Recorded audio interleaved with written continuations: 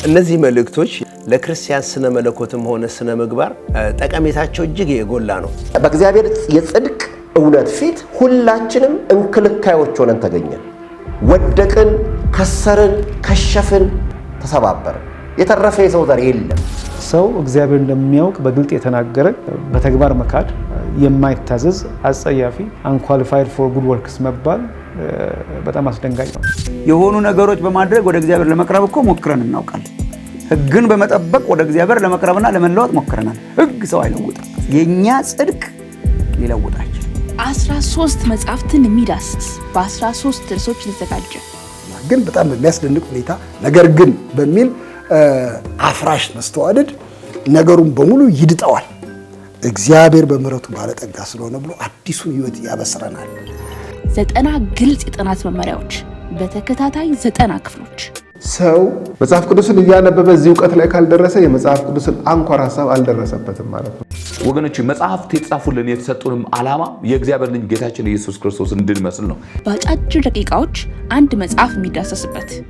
እንግዲህ ያው ሕግን መጠበቅ ከሌለብኝ እምድነው በኢየሱስ ክርስቶስ ከሆነ እንደፈለኩ መኖር እችላለሁ ማለት ነው። ሕግ የማይጠበቅብኝ ከሆነ የፈለኩትን ባደረግም በክርስቶስ እስካመንኩ ድረስ ጸድቅ ያለው ስለዚህ ምንም ችግር የለውም ማለት ነው ወይ? በ25 አገልጋዮች የተዘጋጀ በተም እምነት ታውቃላችሁ የዳነው በእምነት ነው። እግዚአብሔርን ደስ የምናሰኘው በእምነት ነው። እግዚአብሔርን ፊት የምናየው በእምነት ነው። ነገን የምንሻገረው በእምነት ነው። እምነት ማለት ለክርስቲያኖች ብዙ ነገር ማለት ነው። ያ እምነት የሚባለው ነገር ያድጋል።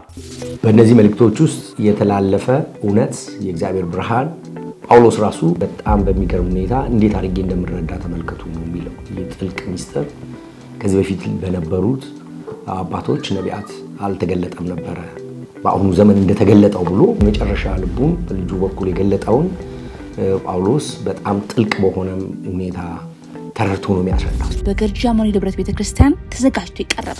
መለወጥና ራስን መለወጥ ይለያያል። እንደምታውቁት በክርስትና ውስጥ ራስን መለወጥ የሚባል ነገር የለም።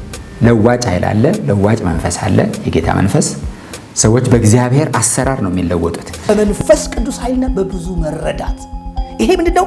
መለኮታዊ እርግጠኝነት ወይም ዲቫይን ኮንቪክሽን ነው ወንጌል እንጂ ዝም ብሎ አንድ አስተምሮን አንድ ፍልስፍናን ተቀብሎ የመኖርና አንድ ህዝብ የመቀላቀል ነገር እንዳይደለ እንረዳለን። ክርስቲያን የሚመራው ነገር ቢኖር በዚህ ዘመን ምን ላድርግ ብሎ ሲል ይሄንን የማደርገውን ነገር ጌታ ይከብርበታል ወይ?